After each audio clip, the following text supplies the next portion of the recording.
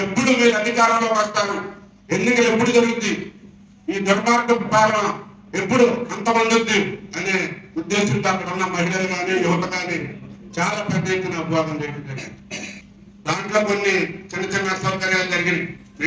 మీరైనా మేమైనా, ఎందుకంటే మీరు పంపిస్తేనే అంతమంది జనం వచ్చినా ఇక్కడ ఏం జరిగింది మీటింగ్ లో మంచిగా చంద్రబాబు నాయుడు గారు ప్రజలకు ఇచ్చిన సంకేతాలు ఏంటి, యువతకు కానీ మహిళలకు కానీ ఈ రాష్ట్ర భవిష్యత్తుకు కానీ రాబోయే తరాలకి మనం ఏం చేయాలనేది కానీ మీరు రాష్ట్రాన్ని ప్రజల్లోకి వెళ్తే మీరు చూపిస్తేనే.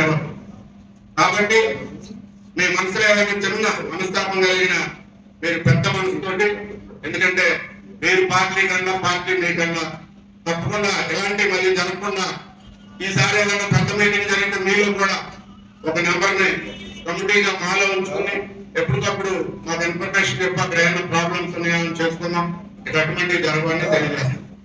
కాబట్టి మన కార్యకర్తలని అందరినీ కూడా కోరుకునేది ఏంటంటే ఇంకొక 15 రోజులు కష్టపడి, ఎందుకంటే అసలు బాటలు నొప్పినప్పుడు ఎవరి గ్రామంలో ఓటింగ్ వాళ్ళు జాగ్రత్తగా చూసి ఇవాళ వాటర్ లిస్ట్ అన్ని కూడా చెక్ చేసుకున్నాం. ఇంకా చాలా కంపౌండ్లు ఉన్నాయి, అయినా మనం వాటిలన్నింటినీ చాలా వరకు కూడా మార్చడం జరిగింది.